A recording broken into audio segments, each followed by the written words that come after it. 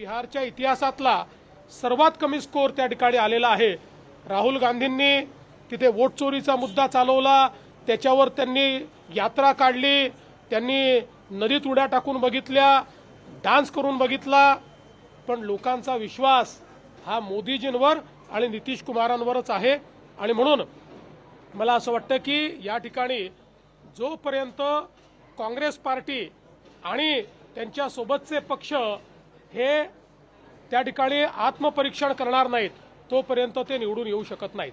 बिहारमध्ये जातीच्या वरती मतदान होतं असं बोललं जायचं, पण पहिल्यांदाच विकासाच्या मुद्द्यावरती मतदान होताना पाहायला मिळालं। बिहारमध्ये जातीच्या वरती मतदान होतं असं बोललं जायचं, पण पहिल्यांदाच असं दिसलंय की विकासाचा मुद्दा जातीचा मुद्दा मागे पडताना पाहायला मिळाला।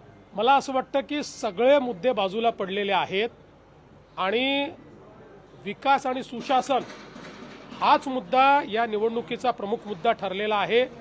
मोदीजी, नितीशजी आणि एनडीए हाच प्रमुख मुद्दा ठरला आणि त्यांच्यावर विश्वास दाखवलेला आहे। तुम्ही ज्या ज्या ठिकाणी प्रचार केला तिथे पण जागा निवडून आलेल्या आहेत, जेव्हा प्रचार केला होता तेव्हा चित्र काय होतं, वाटलं होतं का एवढा निकाल? निश्चितपणे हे लक्षात येत होतं की खूप चांगल्या परिस्थितीमध्ये एनडीए आहे, कारण बिहारमध्ये मागच्या निवडणुकीत मी स्वतः प्रभारी होतो आणि त्यावेळेस काही प्रमाणात जी काही अँटी इन्कम्बन्सी दिसत होती ती यावेळी कुठेही दिसली नाही, उलट एक प्रो इन्कम्बन्सी दिसून पडत होती।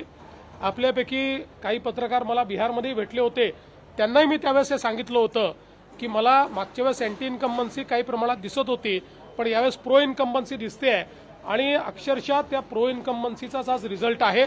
अर्थात आमच्यापैकी म्हणजे माझ्यासारख्या कार्यकर्त्याला हे वाटत होतं की सीधासलख देखुले बिहार निर्वाचन प्रसंग को नहीं देवेंद्र फडणवीस का प्रतिक्रिया सीधासलख गोटे बंपर विजय जितेबाला होईछि एनडीए रो एवं भारतीय जनता पार्टी रो ताकु नहीं बेस उत्साहित अनेक गुड़े प्रसंग उठा जाइतला किंतु से प्रसंग काम दे नाही। किंतु एपटे बाबू सिंह का प्रतिक्रिया मध्ये आपण सुनी पारथिले जे 2 नंबर 3 नंबर पई प्रतियोगिता चलथिला 1 नंबर पई बेस कॉन्फिडेंट थिले, तेणु ये चित्र